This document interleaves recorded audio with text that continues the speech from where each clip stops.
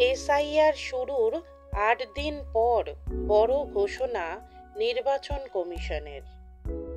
Supreme কোর্টের নির্দেশের পরই এই পদক্ষেপ কমিশনের। বিহারের ক্ষেত্রে এমনটা ঘটেনি, এবারই প্রথম ঘটতে চলেছে বাংলার ক্ষেত্রে, পাশাপাশি অন্য ১১টি রাজ্যের ক্ষেত্রেও।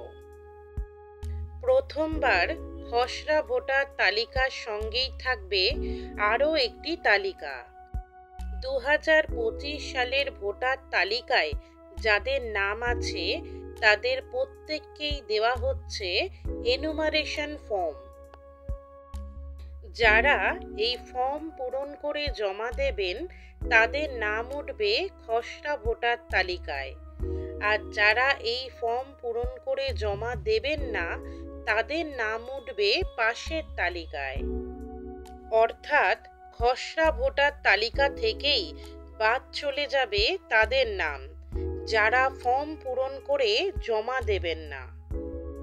কেবলমাত্র যে শুধু এই তালিকা দেওয়া হবে তাই নয়, পাশাপাশি কী কারণে নাম বাদ গেল সেটাও লেখা থাকবে ফর্মে। অর্থাৎ কোনো মৃত ভোটার যিনি এনুমারেশন ফর্ম জমা দিতে পারবেন না তার নাম এই তালিকায় অন্তর্ভুক্ত হবে বলে নির্বাচন কমিশন সূত্রে খবর। পশ্চিমবঙ্গ সহ দেশের ১১টি রাজ্যে চলছে এসআইআর-এর কাজ।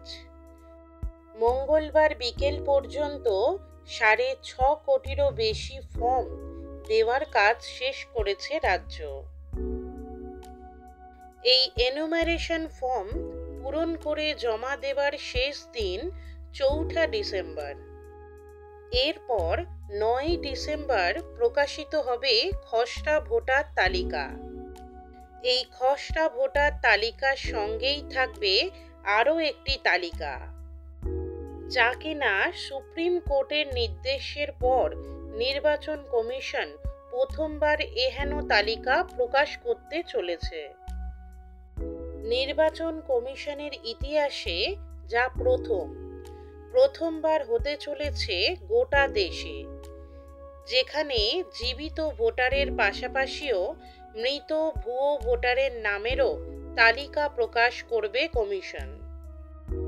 বিহার এসআইআর-এর পর খসড়া ভোটার তালিকায় বহু মানুষের নাম বাদের অভিযোগে সুপ্রিম কোর্টের দ্বারস্থ হয়েছিল অনেক রাজনৈতিক দল। তখনই সুপ্রিম কোর্ট নির্দেশ দেয় যে কেন তাদের নাম বাদ গেল তা আলাদা তালিকা করে প্রকাশ করতে হবে নির্বাচন কমিশনকে। আর সেই কারণেই এবার নির্বাচন কমিশন যে খসড়া তালিকা প্রকাশ করতে চলেছে তার পাশে নতুন একটি তালিকাও থাকবে। এখান থেকেই পরিষ্কার হয়ে যাবে মৃত ভোটার, ভুয়ো ভোটার বা অন্য কোথাও চলে যাওয়া ভোটারের নাম।